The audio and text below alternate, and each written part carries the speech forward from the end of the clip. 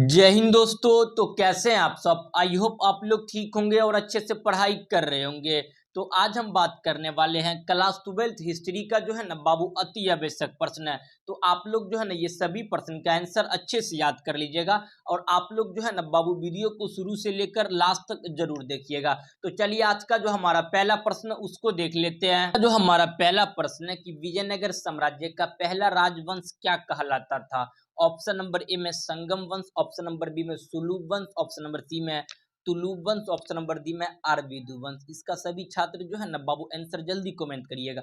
जल्दी इसका आंसर आप लोग जो है ना कमेंट करिए। विजयनगर साम्राज्य का पहला राजवंश क्या कहलाता था, जल्दी इसका आंसर कमेंट करिएगा। आप लोग जो है ना बाबू यहाँ कॉन्सेप्ट को भी समझिए। देखिए आपसे पूछेगा विजयनगर का पहला राजवंश का क्या नाम था, तो याद रखिएगा आपका संगम वंश। क्या नाम था, संगम वंश। उसके बाद आपसे पूछेगा कि जो है ना संगम वंश की स्थापना किसने किया था, तो याद रखिएगा आपका जो है ना हरियक और बुक्का ने किया था। ये दोनों जो है ना आपका भाई था। आप याद रखिएगा, आप समझते रहिए सभी चीज को। आपसे पूछेगा विजयनगर का पहला राजवंश का क्या नाम था, तो संगम वंश। आपसे पूछेगा विजयनगर साम्राज्य की स्थापना किसने किया, हरियक और बुक्का ने किया था। यह दोनों भाई था, हरियक और बुक्का, यह दोनों भाई संगम वंश से ही था। उसके बाद आपसे पूछेगा कि जो है ना विजयनगर का दूसरा वंश का क्या नाम था, तो याद रखिएगा सुलु वंश। ये उतना काम नहीं किया था। उसके बाद आपसे पूछेगा विजयनगर का तीसरा वंश का क्या नाम था, तो याद रखिएगा तुलुब वंश। उसके बाद एक और क्वेश्चन बाबू बहुत ज्यादा आपके एग्जाम में पूछे जाते हैं। आपसे पूछेगा कि विजयनगर के सबसे महानतम शासक का क्या नाम था, तो कृष्णदेव राय। क्या नाम था बाबू, कृष्णदेव राय था। और आपसे पूछेगा कृष्णदेव राय जो था ये कौन से वंश के शासक था, तो याद रखिएगा ये जो था ना आपका तुलु वंश के शासक था। कृष्णदेव राय कौन से वंश के शासक थे, तो याद रखिएगा तुलु वंश के। और चौथा वंश आपको पता है आपका वहां पे था विजयनगर में, जिसका क्या नाम था बाबू अरविंदु वंश। इसका शासक रामरॉय था। रामरॉय को हालांकि देखिएगा जो अंग्रेजों ने मार दिया था। इतना में दिक्कत नहीं है कोई छात्र को, मेरे हिसाब से नहीं होगा। आपसे यहाँ से 4 गो क्वेश्चन याद रखिएगा। पहला क्वेश्चन पूछेगा कि विजयनगर में की स्थापना किसने किया, हरियक और बुक्का ने। विजयनगर में पहला आपका राजवंश का क्या नाम था, संगम वंश। आपसे पूछेगा विजयनगर का जो राजा था ये आपका हरियक और बुक्का जो था बाबू ये कौन से वंश के राजा था, तो संगम वंश। कृष्णदेव का आपका कृष्णदेव राय जो था वो कौन से वंश का राजा था, तो याद रखिएगा तुलु वंश। आपसे अगला क्वेश्चन पूछेगा कि विजयनगर का सबसे महानतम शासक का क्या नाम था, तो कृष्णदेव राय। इससे ज्यादा विजयनगर से याद नहीं रखना, इतने ही क्वेश्चन बाबू आपका ज्यादातर ट्रेंडिंग में रहता, बार बार आपके एग्जाम में पूछता है। तो इसमें आपका जो है ना पहला प्रश्न आई होप आपको अच्छे से समझ में आ गया होगा। तो बाबू आप लोग को जो है ना क्लास अगर अच्छा लग रहा है तो आप लोग क्या करिएगा, एक बार वीडियो को जरूर लाइक कर दीजिएगा और आप लोग जो है ना बाबू एक बार वीडियो को शेयर जरूर करिएगा अपने भाई बंधु सखा को। तो चलिए क्वेश्चन नंबर जो है ना बाबू 2 को देख लेते हैं। क्वेश्चन नंबर 2 में क्या है, कृष्णदेव राय किस वंश के जो है ना बाबू शासक थे। अभी ये आ गया प्रश्न, देखिए हम पूछे थे ना, आ गया प्रश्न। कृष्णदेव राय जो था ये किस राजवंश के शासक थे। ऑप्शन नंबर ए में आपका जो है ना सालू वंश, बी में अरविंदु वंश, ऑप्शन नंबर सी में संगम वंश, ऑप्शन नंबर डी में तुलु वंश। जल्दी इसका आंसर बाबू आप लोग कमेंट करिए। अभी जस्ट इसका आंसर बताए हैं कि कृष्णदेव राय जो था ये किस राजवंश के शासक थे। जल्दी इसका आंसर कमेंट करिए, जल्दी में जल्दी जल्दी कमेंट करिए बाबू। तो इसका सही आंसर जो है ना ऑप्शन नंबर डी। अब ये बताए कृष्णदेव राय जो था ये तुलु वंश का शासक था। ऑप्शन नंबर क्या हो जाएगा आपका, डी हो जाएगा। तो चलिए क्वेश्चन नंबर जो है ना आपका 3 को देख लेते हैं। क्वेश्चन नंबर 3 में क्या है, राक्षसी जो है ना तार्की युद्ध जो है ना या तालिकोता युद्ध कब हुआ था। ऑप्शन ए में 1507, बी में 1563, ऑप्शन नंबर सी में 1565, ऑप्शन नंबर डी में 1640। जल्दी इसका आंसर कमेंट करिए। राक्षसी या आपका जो है ना बाबू तांगरी या तालिकोता का युद्ध कब हुआ, तो याद रखिएगा ये जो हुआ था 1565 में हुआ था। और यही युद्ध में विजयनगर की क्या हो गई थी बाबू, अंत हो गई थी। उसके बाद पहला देखिएगा बीजापुर, अहमदनगर और गोलकुंडा, ये तीनों शहर जो था ना एकाएक विजयनगर पे आक्रमण किया था 1565 में। और एक युद्ध हुआ था, इसी को कहा जाता है तालिकोता का युद्ध या राक्षसी तांगरी युद्ध कहा जाता है। तो याद रखिएगा ये प्रश्न बाबू एग्जाम में आता है। तो बताइए आपका जो है तालिकोता का युद्ध कब हुआ, 1565 में। ये युद्ध में देखिएगा तो आपका विजयनगर साम्राज्य की क्या हो गई थी, अंत हो गई थी। तो चलिए क्वेश्चन नंबर जो है ना आपका 4 को देखते हैं। क्वेश्चन नंबर 4 में क्या है कि आपका जो उड़ीसा के गजपति वंश की स्थापना कब हुआ? जो उड़ीसा में एक वंश था जिसका नाम क्या था बाबू? गजपति वंश की स्थापना कब हुआ? ऑप्शन नंबर ए में 1206, बी में आपका जो है 1336, ऑप्शन नंबर सी में 1347, ऑप्शन नंबर डी में 1435। जल्दी बताइए इसका आंसर आप लोग। उड़ीसा में गजपति जो है ना बाबू वंश की स्थापना कब हुआ? तो याद रखिएगा ये जो हुआ था 1435 में। कब हुआ था? 1435 में उड़ीसा में गजपति वंश की स्थापना कब हुआ? 1435। ऑप्शन नंबर क्या हो जाएगा बाबू? आपका डी हो जाएगा। तो चलिए क्वेश्चन नंबर जो है ना आपका 15 को देखते हैं। क्वेश्चन नंबर 15 में क्या है कि पुर्तगालियों ने गोवा पर कब विजय प्राप्त किया था? आपको पता ही है बाबू, पुर्तगालियों जो था गोवा पर जो विजय प्राप्त किया था 1510 में। कब किया था? पुर्तगालियों ने गोवा पर विजय कब प्राप्त किया था? 1510 में प्राप्त कर लिया था। और उसके बाद गोवा को छोड़ा था कब? तो 1961 में। आप समझ सकते हैं बाबू, डायरेक्ट 15/4/19, 400 साल का डिफरेंट है, समझे? तो आपका देखिएगा लगभग 450 साल हो रहा है, लेकिन एक आपका देखिएगा जो है मतलब एक हिसाब से जो है ना एज्यूम करिए ना 15/4 कितना हो जाएगा? 19। तो लगभग 400 साल तक शासन किसने किया? आपका देखिएगा जो है ना पुर्तगालियों ने। कहाँ पे किया था? तो बाबू गोवा पे किया था। तो बताइए क्वेश्चन आपसे पूछेगा कि बाबू आपका जो है ना प्रथम पुर्तगाली जो है ना भारत कब आया था और कहाँ पर आया था? ये भी आंसर आप लोग क्या करिएगा? कमेंट में करिएगा, समझे? तो पुर्तगालियों ने गोवा पर कब अधिकार किया? 1510 में। छोड़ा कब? आपका याद रखिएगा 1961 में। उसके बाद भारत जो था ना 1987 में भारत का राज्य बना था गोवा। उसके बाद अगला देखिएगा कि विजयनगर की यात्रा करने वाले अफनासी निकेतन जो था ना ये आपका किस देश का व्यापारी था?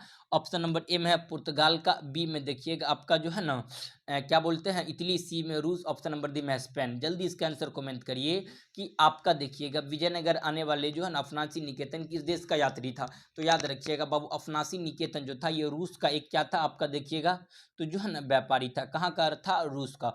अफनासी निकेतन किस देश का व्यापारी था? रूस का। ऑप्शन नंबर क्या हो जाएगा बाबू? सी हो जाएगा। तो चलिए क्वेश्चन नंबर आपका 7 को देखते हैं।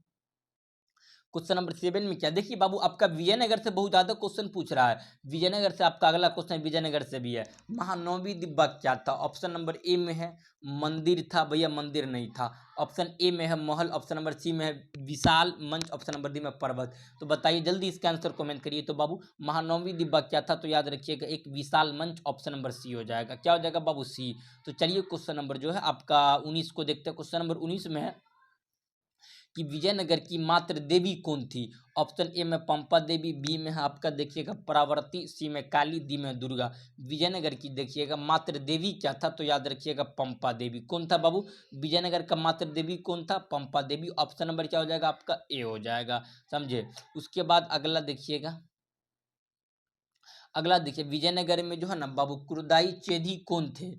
ऑप्शन नंबर ए में घोड़े के व्यापारी, आभूषण विक्रेता, सी में कपड़ों का व्यापारी, ऑप्शन नंबर डी में कृषक।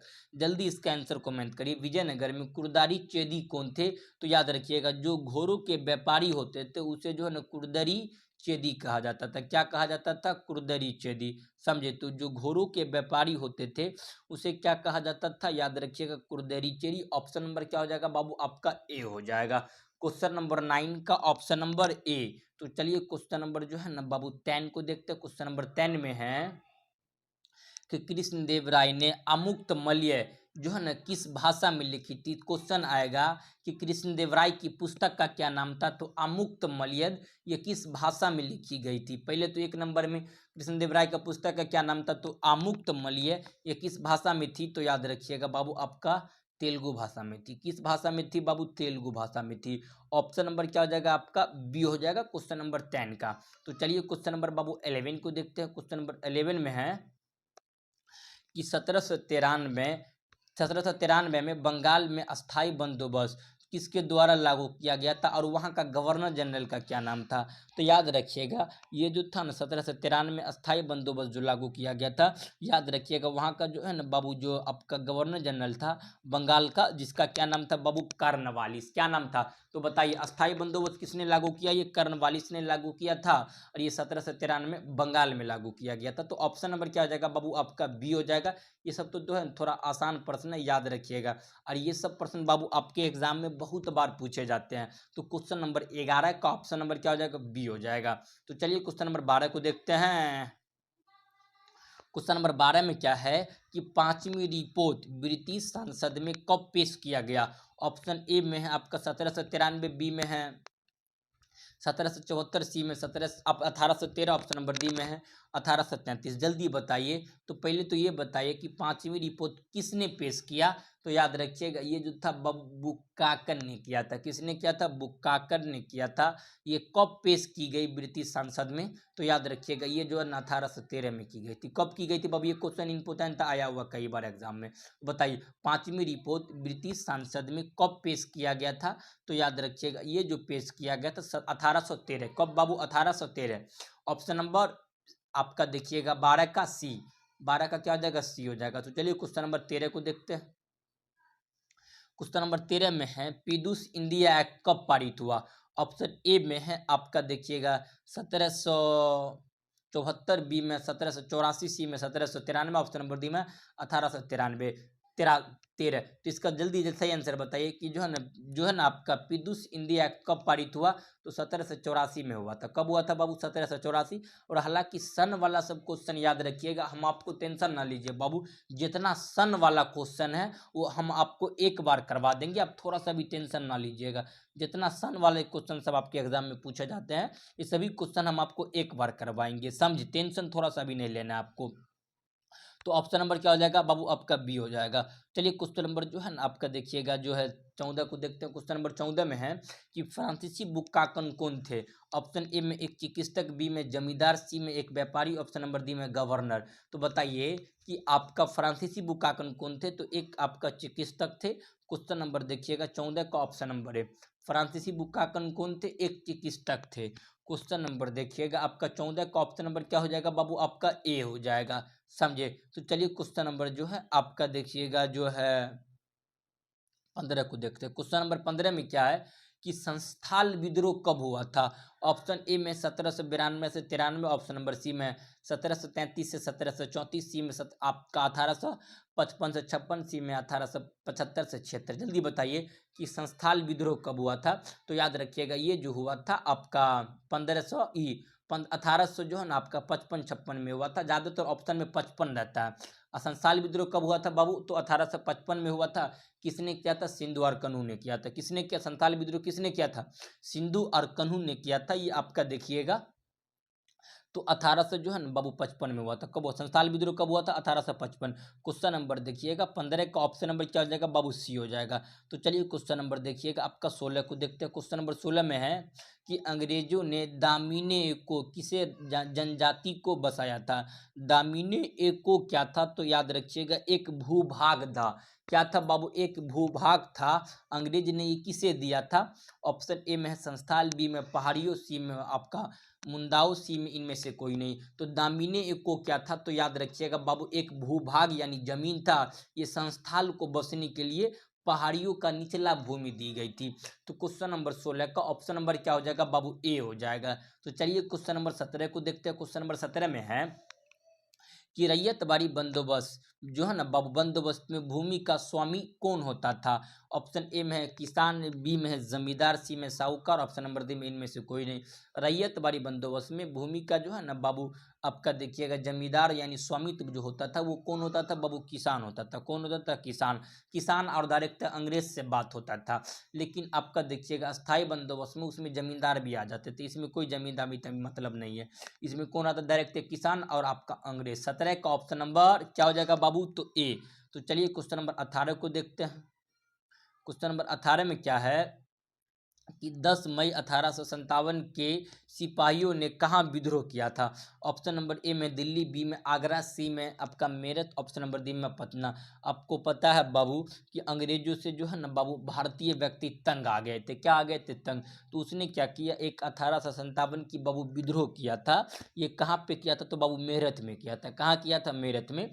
तो 10 मई 1857 के सिपाही विद्रोह कहाँ हुआ था? तो बाबू मेरठ को। और यह लोग 11 मई को, कब बाबू? 10 मई को तो किया और 11 मई को जो है ना यह लोग आपका दिल्ली आया था। दिल्ली में बहादुर शाह जफर था।